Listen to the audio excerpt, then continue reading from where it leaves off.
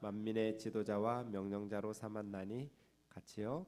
보라, 내가 알지 못하는 나라를 내가 부를 것이며 너를 알지 못하는 나라가 내게로 달려올 것은 여호와 내 하나님 곧 이스라엘의 거룩하신 이로 말미암음이니라. 이는 그가 너를 영화롭게 하였느니라. 아멘. 이사야 55장입니다. 이사야서를 크게 둘로 나누면 1장에서 39장, 40장에서 66장 이렇게 나눌 수 있고요. 보통은 셋으로 나눕니다.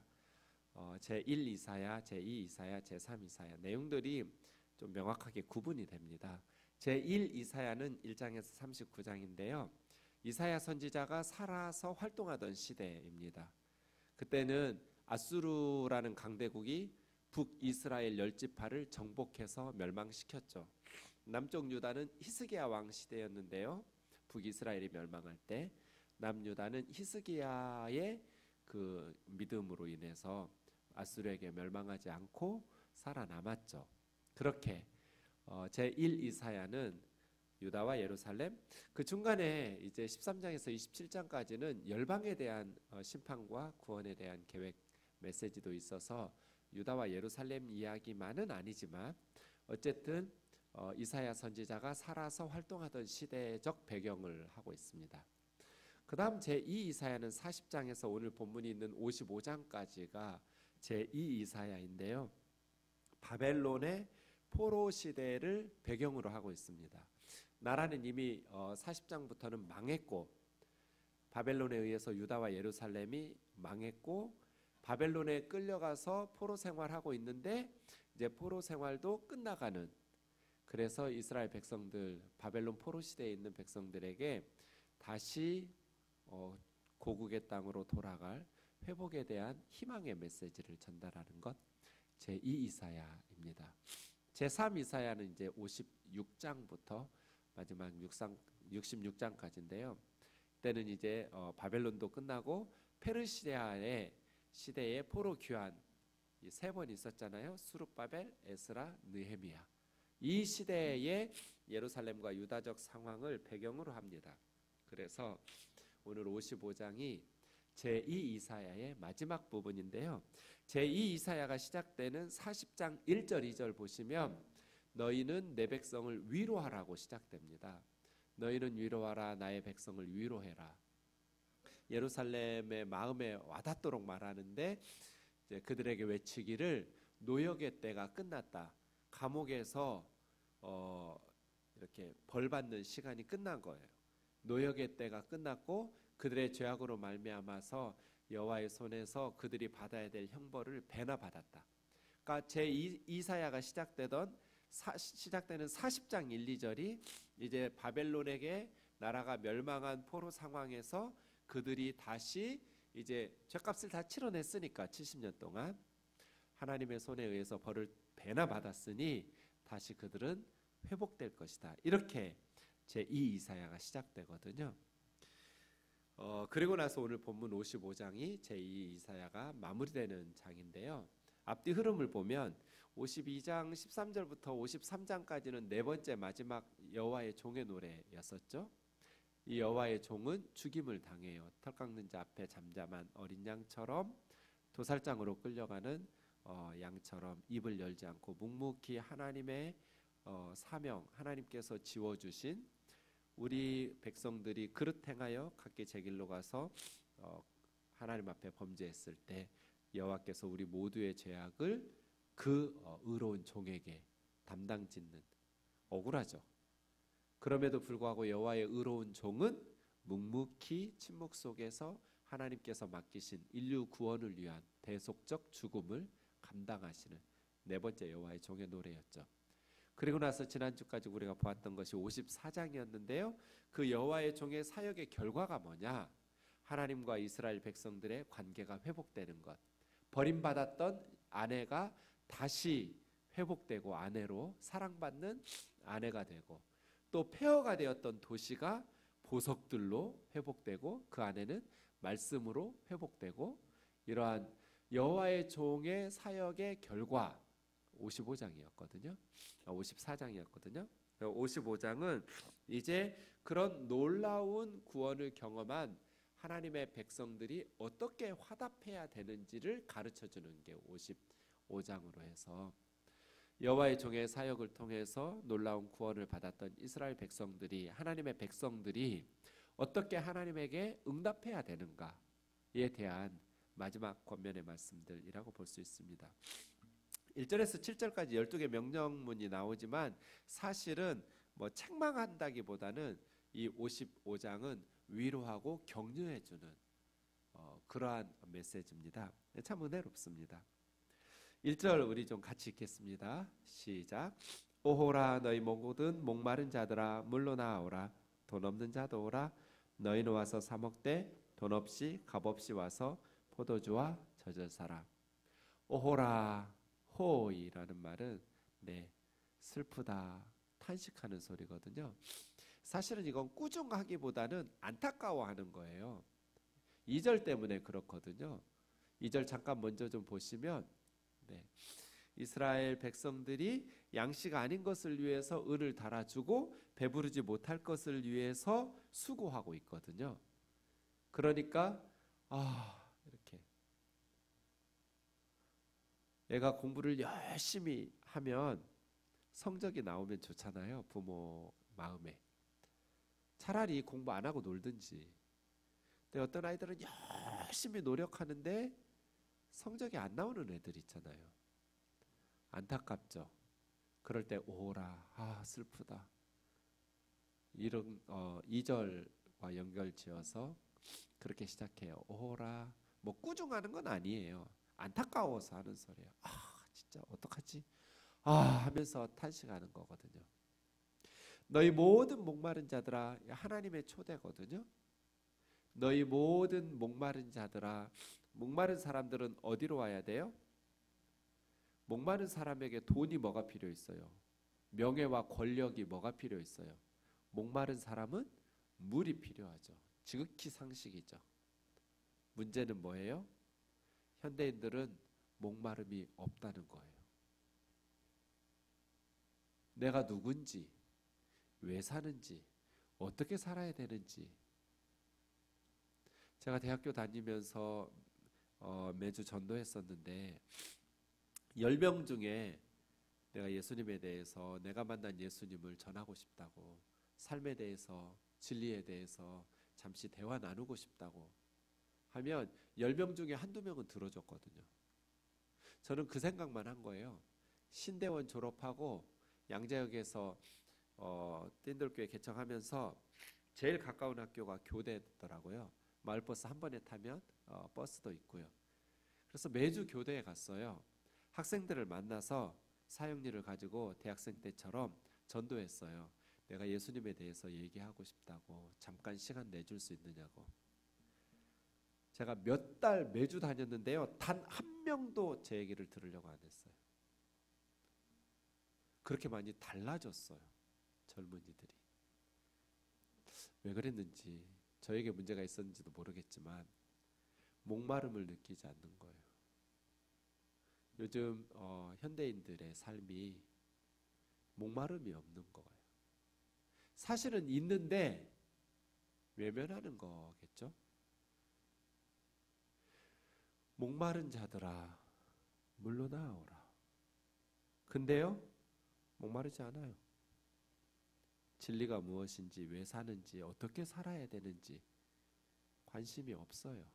그냥 재밌는 거 없어? 요즘 뭐 재밌어? 뭐 맛있어? 목마름이 없는 세대. 이건 정말 불행한 세대 같아요. 목마른 자들아.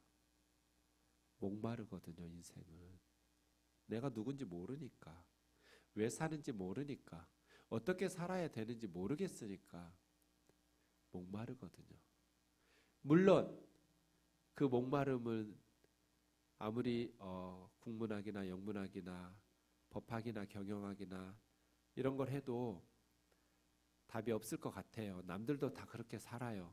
그래서 그냥 포기하고 질문을 던지지 않은 채 살죠. 너희 목마른 자들아 물로 나와라. 돈 없는 자도 와라. 여기서 핵심은 사실은 가장 값진 것, 가장 우리 인생에 필요하고 중요한 것인데 값없이 산다는 게 핵심이거든요. 이게 세상의 법칙에 또 어긋나요. 모든 좋은 것일수록 많은 돈을 줘서 살 수 있다라고 생각하는 현대인들에게 값없이 산다. 이거 별로 이렇게 매력 없는 것 같아요. 어찌 보면 비싸면 더 갖고 싶어 하잖아요. 근데 값없이, 돈 없이 그렇게 준다고 하면 별로 시큰둥해요. 귀한 줄을 몰라요. 그래서 사실은 예수님께서, 하나님께서 이 이사야 55장에서 말씀하시는 것은 예수 그리스도와 그의 복음이거든요. 우리의 인생의 목마름은 무엇으로 해결할 수 있어요? 예수 그리스도를 마셔야 해결이 되거든요. 그런데 예수 그리스도와 그의 진리, 그의 구원과 그의 복음은 돈을 주고 살 수가 없어요. 그래서 값없이, 돈 없이 하나님께서 주시는 거거든요. 누구든지 와서 사 먹으면 돼요. 네. 돈 없어도 걱정하지 말고 와라. 값없이, 돈 없이 포도주와 젖을 사다. 이 사먹되라는 말은 이 곡식이라는 단어에서 나왔거든요. 그래서 양식을 사 먹고 또 포도주와 우유, 젖도 사 먹고 이런 식이겠죠. 와라, 와라. 1절에서만 명령형이 5개예요. 와라. 값없이, 돈 없이 마음껏. 이게 복음이잖아요.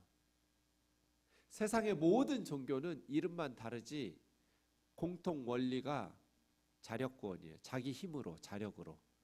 선행, 득도, 종교적 계명, 이거 다 내가 선행을 하고 내가 깨닫고 내가 지키고 계명을, 이거 다 자력이잖아요. 그래서 돈 없이 값 없이가 아니에요. 세상의 모든 종교의 구원은 다 싹시예요. 내가 선행이라는 싹스를 지불하고 받는 구원이에요. 내가 진리를 깨닫는 싹스를 지불하고 받는 구원이고요. 내가 종교적인 계명을, 종교적인 율법을 지키고 준수하고 받는 구원이니까 값없이 돈 없이가 아니에요. 그건 싹시예요. 그런데 유일하게 기독교만 예수 그리스도의 십자가의 복음과 믿음의 교리는 값없이 돈 없이예요. 이게 가장 큰 차이점이에요. 은혜 말이에요. 세상에서 우리 인생에서 가장 중요한 것, 가장 값진 것을 하나님은 값없이 돈 없이 주셨어요. 그러니까 우리가 나중에 천국에 갔을 때 정말 어차피 내가 세상에 살 때 노력해도 안 되는 것이었다면, 나는 가난하니까, 나는 또 무지하니까, 나는 또 뭐 착하게 살지도 않았으니까, 뭐 이런 식으로 천국의 구원을 받지 못하고 들어가지 못한다면 덜 억울할 것 같아요. 그런데 하나님께서는 우리에게 가장 값진 것을, 이 구원을, 이 생명을 돈 없이 값없이 주셨거든요. 누구든지 그를 믿는 자마다 멸망하지 않고 영생을 얻게 하셨. 그래서 천국문 앞에서 바깥 어두운 데로 쫓겨날 때 정말 억울할 것 같아요. 이것이 은혜거든요. 사랑하는 형제 자매 여러분, 은혜를 잃어버리지 않기를 주의 이름으로 축원합니다. 우리가 하나님으로부터 받는 모든 것은 다 은혜예요. 내가 뭘 해서 거래하는 게 아니에요. 그래서 늘 신약 성경에 보면 은혜와 평강으로 축복하고 인사하고 기도하죠. 은혜, 하나님의 은혜가 너희 심령에 있을지어다. 은혜죠. 은혜 없는 신앙생활은 제일 불행한 사람이에요. 하나님의 은혜가 내가 뭔가를 해야 하나님 앞에서 받는 그런 싹시 아니거든요. 돈 없이 값 없이 하나님께 나오면 돼요. 그런데 너무나 많은 사람들이 물로 나오지 않는 거예요. 이건 지극히 상식이잖아요. 목마르면 물로 나온다. 목마른 사람은 물을 찾아야 된다. 근데 현대인들이 목마르니까 돈을 찾아요. 그걸 막 채우면 내 목마름이 해결될 것 같아요. 권력을 찾고요. 쾌락을 찾고요. 어느 정도 채워지는 것 같은 착각에 빠지기도 하지만 더 깊은 좌절과 절망. 그래서 인생의 좌절은 원하는 것을 얻지 못해서도 있지만 원하는 것을 얻은 후에 찾아오는 허무, 공허함. 그토록 달성하기를 원했던, 그토록 가지기를 원했던 것들을 다 달성한 후에 밀려오는 공허함, 인생의 고독, 허무함. 왜요? 목마르면 물로 나와야 되거든요. 목마름이 있으니까 물로 나와서 물을 마셔야 되는데 목마름이 있으니까 물로 나오지를 않고 돈이나 성공이나 명예나 권력이나 쾌락이나 물이 아닌 다른 것들로 자신의 인생의 공허함을, 목마름을 막 채우려고 한단 말이에요. 그러다가 목마름을 잃어버려요. 이것이 현대인들의 문제 같아요. 물로 나와라. 요한복음 4장 13절 14절 같이요. 시작. 예수께서 대답하여 이르시되 이 물을 마시는 자마다 다시 목마르려니와 내가 주는 물을 마시는 자는 영원히 목마르지 아니하리니 내가 주는 물은 그 속에서 영생하도록 솟아나는 샘물이 되리라. 예수님이 수가성 사마리아 여인에게 하신 말씀이죠. 이 물 마시는 사람 다시 목마르다. 돈도 명예도 쾌락도 권력도 다시 목말라요. 그러나 예수님께서 주시는 물, 내가 주는 물을 마시는 자는 영원히 목마르지 않을 거다. 왜요? 속에서 계속 생수가 솟아날 테니까. 이것이 예수님께서 주신 물의 특징이죠. 7장 37절 38절에 초막절 논쟁에서도 말씀하시죠. 같이요. 시작. 명절 끝날 곧 큰 날에 예수께서 서서 외쳐 이르시되 누구든지 목마르거든 내게로 와서 마시라. 나를 믿는 자는 성경의 이름과 같이 그 배에서 생수의 강이 흘러나오리라. 목마르면 물로 나와야 하잖아요. 누구든지예요. 예수님은 거부하신 적이 없어요. 야, 너는 좀 안 돼. 너는 죄가 너무 많아. 이러신 적이 없어요. 누구든지 목마르거든 내게로 와서. 왜요? 내가 물이니까. 너희 모든 목마른 자들아 물로 나오라. 돈 없는 자도 오라. 와서 사 먹되 돈 내지 말고 돈 없이 값 없이 포도주와 젖을 사라. 오라. 내게로 와서 마시라. 나를 믿는 자는 어떻게 예수님을 마셔요? 예수님을 믿으면 돼요. 예수님을 믿으면 예수님이 우리 속에 들어오거든요. 그러면 우리 배에서, 우리 속에서 생수의 강이 계속 쏟아나. 예수님이 우리 안에 들어오시면 우리가 예수 그리스도의 복음을 깨닫고 예수 그리스도를 믿기 시작하면 우리 속에서 갑자기 돈이 생기거나 우리의 외모나 달라지거나 권력이 생기거나 그러지 않아요. 그런데 누구든지 예수 그리스도를 만나게 되면, 예수 그리스도라는 물을 먹게 되면, 이 생수를 맛보게 되면 그 속에서 계속해서 속 사람이 생수의 강이 흘러넘치니까, 배에서 이 생수가 솟아나니까 영원히 목마르지 않겠죠. 내게로 와라. 목마른 자들아 이리 와라. 2절이요. 너희가 어찌하여 양식 아닌 것을 위하여 은을 달아주며. 여기서 양식은 뭐겠어요? 배부르게 하지 못할 거죠. 왜 진정한 너희 인생에 만족이 되지 못할, 너희를 진정으로 배부르게 해줄 수 없는 세상의 것들로 돈을 쓰냐? 배부르게 하지 못할 것을 위해서 왜 수고하느냐?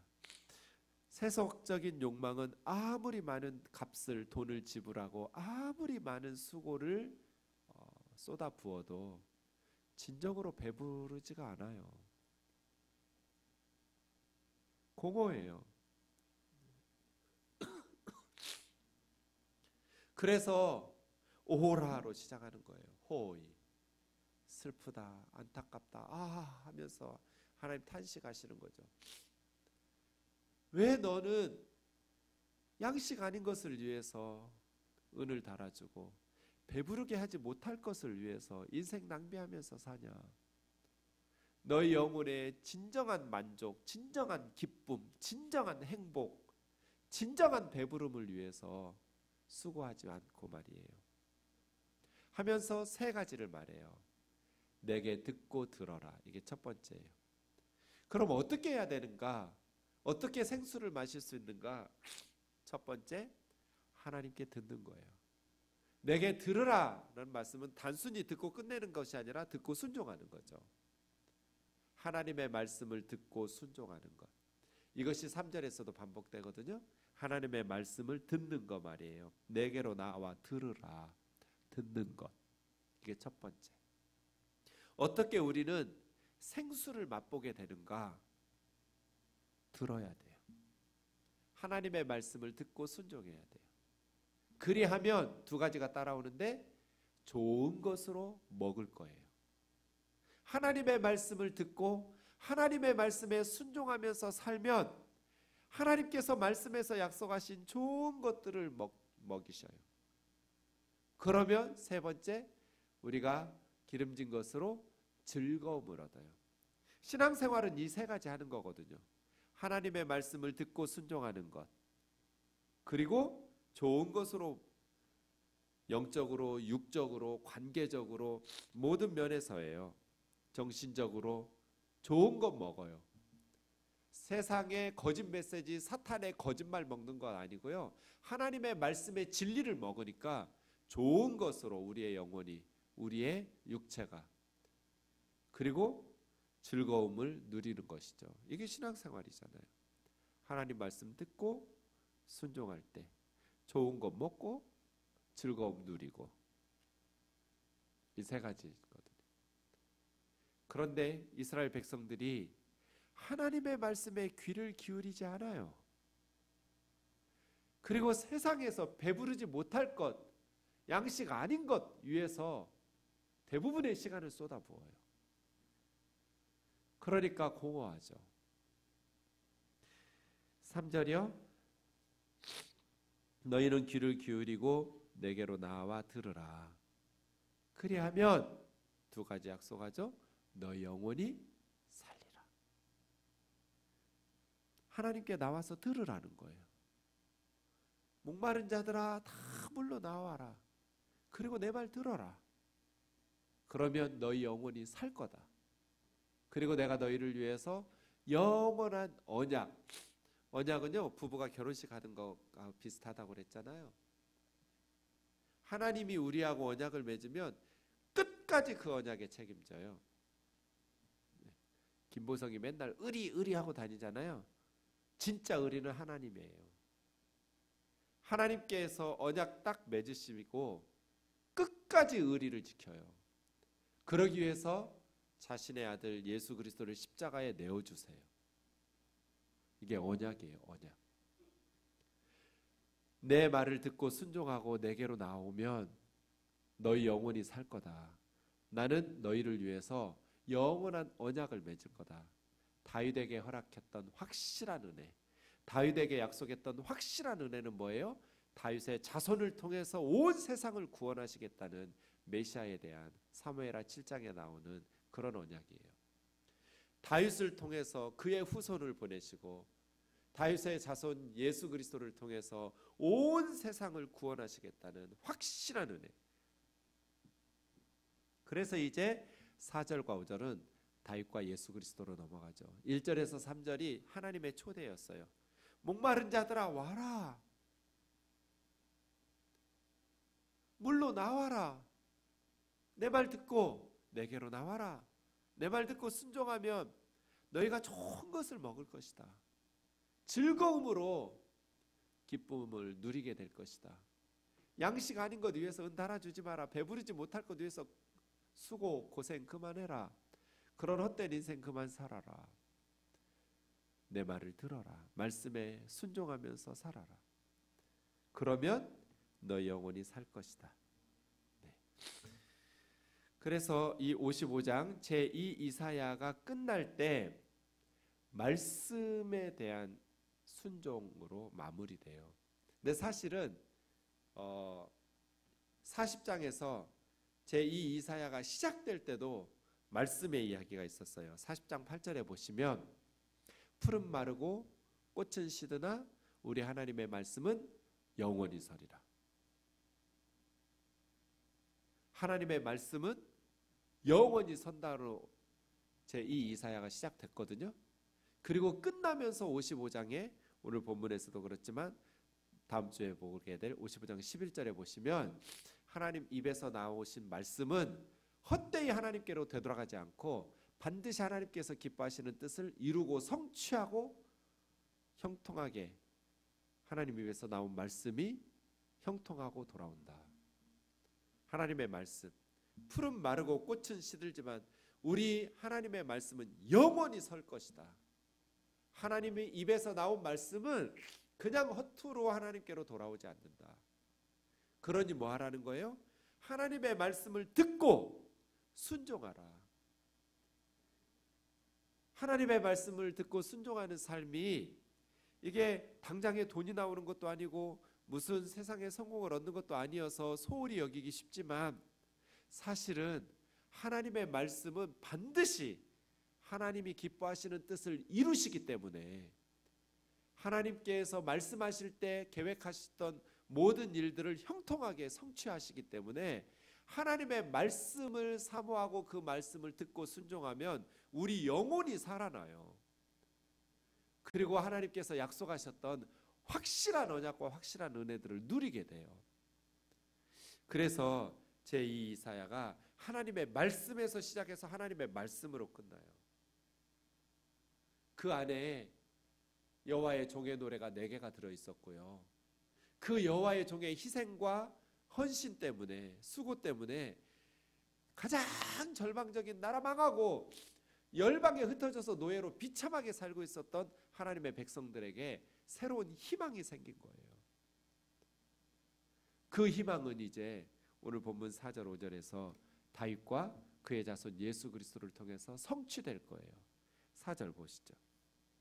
보라, 내가 그를 만민에게 증인으로, 그는 다윗이죠. 다윗에게 약속하셨던 확실한 은혜. 다윗은 세상 모든 사람들에게 증인이었어요. 만민의 지도자, 명령자가 되었어요. 근데 원래 다윗은 누구였어요? 제가 주일학교 아이들에게 다윗을 아포다라고 불러요. 아포다 다윗, 아포다. 아버지가 포기한 다윗이에요. 아포다. 아프다가 아니에요. 아포다예요. 아버지도 포기한 다윗. 사무엘 선지자가 왕으로 기름 부으려고 왔잖아요. 다윗의 아버지 이새의 집에. 첫째 형 엘리압에서부터 하나씩 다 하는데 7명 다 끝났어요. 하나님 아니래요. 근데 이새가 뭐라 그래? 아버지가 우리 아들 끝났는데요. 그죠? 그 사무엘 선지자가 이상하잖아요. 아닌데? 분명히 니네 집에 왕이 있다고 그랬는데. 그리고 지나간 애들은 아니고. 아, 걔는 아닐 건데. 그 들에서 양치는 애 하나 있긴 해요. 이게 지금 아버지가 할 소리예요? 아버지는 다윗 포기한 거예요. 그럴 리가 없는, 아유 설마요. 그놈이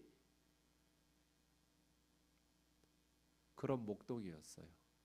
그런데 만민의 인도자, 만민의 명령자로 삼으셨어요. 다윗은 만민의 증인이에요. 무엇에 대한 증인? 하나님께서 행하신다는 것의 증인이에요. 하나님께서 원하실 때 하나님께서 가장 비천한, 아버지도 포기한, 지금이야 그렇지 않지만 다윗 시대의 목동은요 가장 천한 직업이에요. 위험하고 맹수들 때문에 낮에 뜨겁고 덥고 밤에 춥고 그런 육체노동, 가장 비천한 직업 중에 하나예요. 그런 목동 다윗, 그것도 아버지조차 아무런 기대하지 않는, 아버지도 포기한 그런 목동을 만민의 인도자와 만민의 명령자로 세우신다는, 왜요? 다윗이 하나님의 말씀을 순종했기 때문이죠. 다윗이 하나님의 말씀에 순종했을 때 하나님께서는 그에게 좋은 것으로 배부리셨고 기름진 것으로 즐거움을 누리게 하셨어요. 만민의 인도자였고 만민의 명령자였어요. 그래서 다윗은 하나님의 능력, 하나님의 권능에 대한 증인이에요. 다윗이 증인이에요. 그런데 5절에 보면 네가 알지 못하는 나라를 네가 부른대요. 이 너는 누굴까요? 여호와 하나님 이스라엘의 거룩하신 이가 영화롭게 한 자죠. 그죠? 다윗일까요? 4절에 그는 다윗이라는데 성경학자들의 이견이 없어요. 다윗이 만민의 증인이고 만민의 인도자와 명령자로 하나님 세우신 거예요. 4절은 다윗 얘기예요. 그런데 5절은 다윗이 아니에요. 하나님께서 영화롭게 하신 분, 이스라엘의 거룩하신 이가 영화롭게 하신 너예요. 이 너는 누굴까요? 다윗의 자손이에요. 메시아예요. 예수님께서 알지 못하던 나라를 부르고 너를 알지 못하는 나라가 주님 부르시면 너에게로 달려온다는 거예요.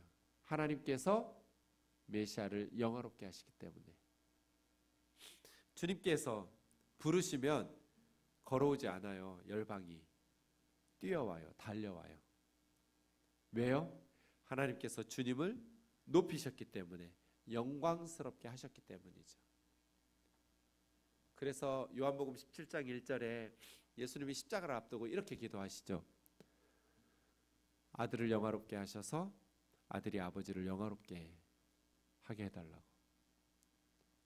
이것이 우리의 기도 제목이죠. 예수 그리스도에게 모든 나라가 달려가도록 하나님, 우리 딸이 예수님에게 달려가게 해주세요. 우리 아들이, 우리 부모 형제가, 우리 친구들이, 우리 직장 동료들이 예수님이 부르실 때 기어가지도 않고 걸어가지도 않고 달려가게 해주세요. 그래서 예수님이라는 생수를 마시게 해주세요. 인생의 갈증, 목마름을 예수 그리스도 안에서 해결하게 해주세요. 열방이 예수님에게로 달려오는, 오 주님, 내가 주님에게로 달려가겠습니다. 오 주님, 저 북한이 주님에게로 달려나오게 해주십시오. 저 중앙아시아가, 아프리카가, 저 아시아가, 온 땅의 사람들이 예수님에게로 달려오게 해주십시오. 그렇게 예수 그리스도를 영화롭게 해주십시오. 예수 그리스도를 영화롭게 한다는 건 드러내는 거예요. 요한복음 17장은 십자가인데, 십자가는 수치와 모욕이지 영광이 아닌데 계속 영광이라는 단어를 써요. 영광이라는 것은 하나님이 자기 자신을 드러내실 때, 아버지, 이 아들을 드러내 주세요. 그래서 이 아들이 하나님 아버지를 드러내게 해주세요. 인류 역사적 사건들 중에 하나님이 어떤 분인지 가장 잘 드러난 사건이 십자가 사건이거든요. 하나님의 사랑과 공의가 가장 잘 드러난 사건. 불기둥 구름기둥이 임할 때 우리가 하나님의 영광을 보았다, 하나님의 영광이 임했다, 이렇게 말하듯이 영광이라는 단어는 하나님이 자기 자신을 드러내실 때예요. 그래서요, 하나님은 십자가 사건을 통해서 예수님을 드러내시고, 예수님은 십자가 사건을 통해서 하나님을 드러내셨어요. 이것을 영광이라고 그래요. 영광. 하나님이 자기 자신을 드러내실 때 사람들에게 자기 자신을 임재하시고 찾아오시고 드러내실 때, 이스라엘의 거룩하신 하나님께서 예수 그리스도를 온 열방 가운데 드러내실 때, 우리가 영광을 돌리며 박수치는 게 아니에요. 우리의 삶을 통해서 예수 그리스도를 드러내는 때 하나님께 영광 돌리는 거예요. 박수친다고 하나님 영광 받으시는 거 아니고요. 불기둥 구름기둥에 임재한 것처럼 예수 그리스도의 십자가와 부활의 복음을 통해서 예수 그리스도를 드러내는, 그럴 때 온 열방이 예수님에게 달려나올 거거든요. 그런 생동교회 되기를 주의 이름으로 축원합니다. 선교 공동체죠. 예수 그리스도를 드러내는 공동체, 예수 그리스도의 복음을 전파해서 예수 그리스도를 드러내고 예수 그리스도를 영광스럽게 할 때, 예수님이 어떤 분인지 드러낼 때 온 열방이 예수님에게로 달려나오는 것, 우리의 비전이죠. 우리의 사명이고요. 그것이 우리의 기도의 제목인 줄로 믿습니다. 다윗에게 주셨던 확실한 은혜들, 그 확실한 은혜로 나아가서 이제 우리가 예수님의 귀한 사명들을 전파하는 귀한 역사 있기를 원합니다. 우리 찬송하고 기도합시다. 우리 예배전 찬송 526장 목마른 자들아 다 이리 오라, 예찬송가 316장입니다.